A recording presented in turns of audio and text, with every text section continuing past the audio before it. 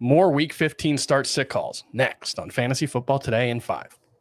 Welcome to FFT in 5. I'm Chris Towers here with Adam Azer. We're going to talk more about some Week 15 start and sit questions. But first, let's recap Thursday Night Football. And very good game for Christian McCaffrey.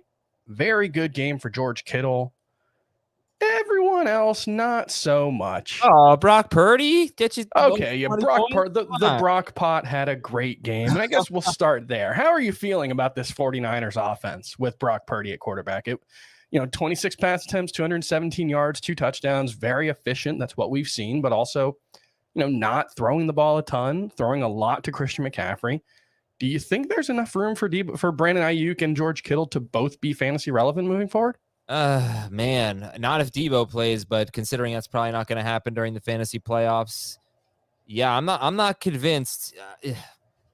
I mean, George Kittle couldn't have been in a better situation here. I mean, they can't cover tight ends. They give up the second most yak in football, the Seahawks. This was a great matchup for him.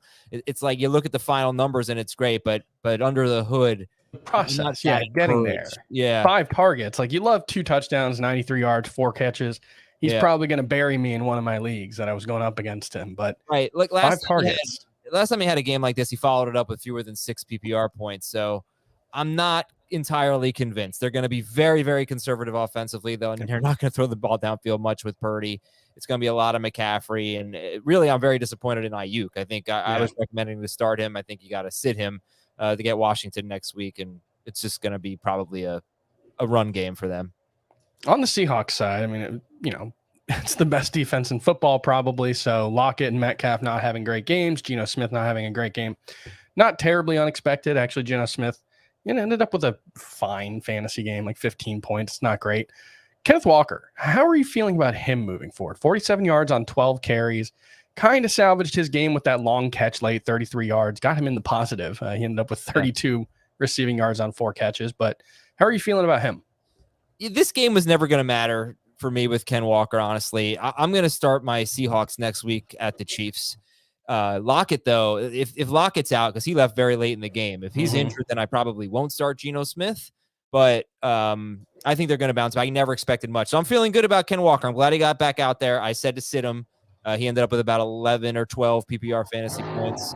That's not great, but it didn't bury you. So this was never going to really matter for me. I'm glad he was involved in the passing game, although Geno did throw 44 passes, which is a season high. But you're going to see a lot of that. I think you're going to see something similar next week. So I think Metcalf and Walker for sure are must starts. Lockett is if he plays, and Geno is if Lockett plays. All right, let's move on to some more Week 15 questions. We'll have more on the full episode of Fantasy Football Today. Make sure you check that out on your podcast feeds. But let's start with Steelers offense. Just kind of not sure who's going to be the quarterback. Kenny Pickett's been limited in practice each of the first 2 days. He's coming back from the second concussion in the last 2 months. And Mason Rudolph and Mitchell Trubisky have been splitting first team reps. Is there anyone on the Steelers offense you want to start this week against the Panthers? Yeah, I'm okay with Najee Harris. I think he'll get his workload, and the Panthers' run defense has been pretty susceptible as of late, last week notwithstanding. But, I think I'm okay with Najee Harris. That's about it. I'm not interested in anyone else. Yeah, I think Deontay Johnson's just like a wide receiver 3 in PPR for me. No matter who starts, I don't think it really matters too much. I think all those quarterbacks are varying flavors of mediocre. I'm sorry, Fryer. I always forget about him. He's worth starting too. He's a low-end tight end one for me. Yeah. The usage, it's only 3 catches in each of the last 3 games. I thought he was breaking out, and he's kind of turned back into a low-end starting tight end. One guy I'm really interested in this week is Elijah Moore in a game that could feature quite a bit of scoring, although both these teams, Lions and the Jets, would love to run the ball 35 times if they can. But Elijah Moore had his best game of the season probably last week. Corey Davis hasn't practiced this week. I would think he's not going to play at this point. Do you like Elijah Moore this week? I like the idea.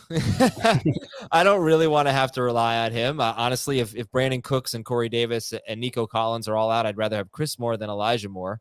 But I totally get where people are coming from. If you want to take a dart throw on a number 3 receiver, Elijah Moore is one to do that with. But I just don't want to run out of time. Can I just tell you who I like this week? I like Brian Robinson. I don't know how you feel about that. Okay. But if we like Isaiah Pacheco and we like J.K. Dobbins this week, I don't see how there's anything different between them and Brian Robinson.